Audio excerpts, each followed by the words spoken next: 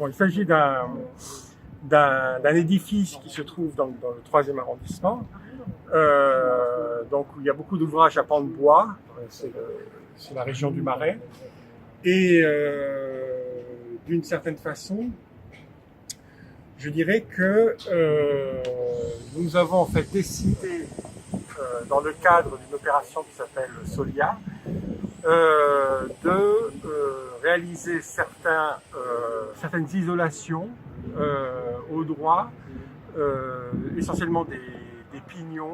On voulait le faire sur l'ensemble des façades côté cour.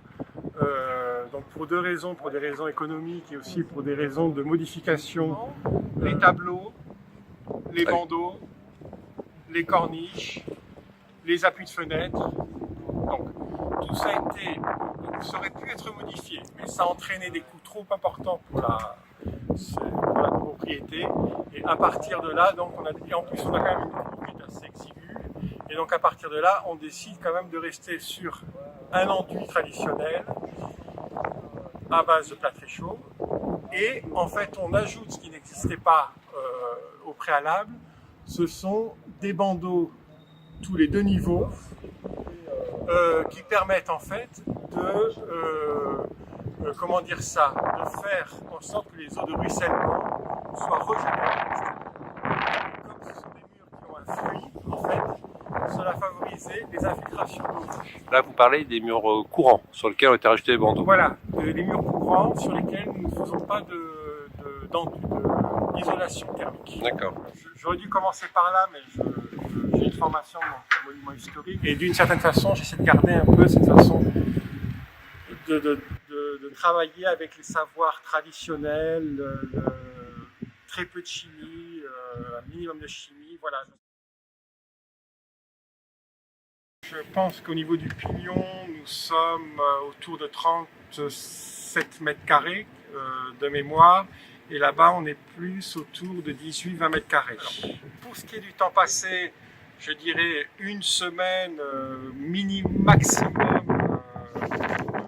pour les 2 pignons, je dirais. Et ce qui a facilité quelque part la réalisation de ce chantier, la chaîne VOP, a été préalablement mélangée avec le plâtre, de cette façon, donc avec des sacs prêts à l'emploi, un peu comme un enduit traditionnel, et apporté sur le chantier, sachant que c'est quand même un lieu qui est extrêmement exigu, voilà, et que à partir de là, ça nous a permis de, comment dire ça, de monter les sacs avec des treuils voilà, qui sont traditionnels. Une fois que les sacs étaient posés, il n'y avait plus qu'à le déverser dans un bac, rajouter un peu d'eau, mélanger et appliquer la chaîne VOP. Une fois l'ossature réalisée, comment dire ça, on le verse et puis on le tasse un petit peu comme des branchages, et au fur et à mesure, on monte le parement, tout simplement, en béton de chanvre. Alors, là, absolument, c'est-à-dire que c'est vraiment à la fois, donc on a une économie d'énergie, on a une économie, on a vraiment très peu de bruit parce qu'en fait on fait ça comme comment dire ça, on applique ça comme un enduit traditionnel, sauf que bon, c'est du béton de chambre, et donc on n'a pas les fameuses machines, voilà, les projeteuses, etc. C'est fait, donc on mélange ça avec un râteau, et on fait ça, on l'applique, donc on a 0 bruit. Voilà, alors, ce qui m'a fait intervenir sur ce chantier-là, c'est que en fait, d'abord, quand il a piqueté les enduits, les pans de bois étaient à restaurer et ça n'a pas été fait. Donc il n'a pas restauré les pans de bois qui étaient très altérés. Donc voilà, les pans de bois, en fait, vous voyez les anciens clous, voilà, en fer forgé, qui permettaient de maintenir le plâtre. Et donc, quand il a piqueté les enduits, il a refait donc, des enduits à même le support, non restaurés. Et, chose dramatique, il a réalisé par-dessus une finition avec une peinture imperméable, plastifiée, voilà, ce qui fait que ça a emprisonné l'humidité et que quelque part le pan de bois, le pourrissement du pan de bois s'est accéléré. Ça, c'est quand on a décidé de réaliser l'isolation des pignons, que ce soit rue Picardie, que ce soit côté rue Charlot.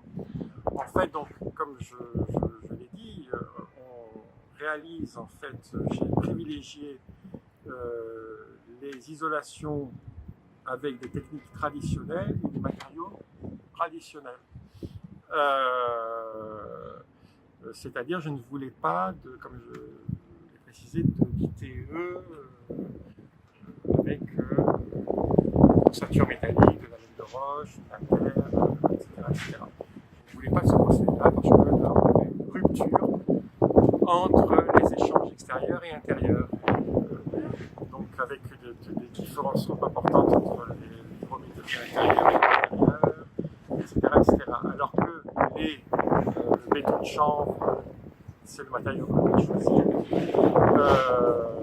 permet de conserver cet échange extérieur et intérieur et donc d'apporter un confort thermique, je dirais, par rapport à cette rupture qui n'est pas souhaitable avec ces problèmes de condensation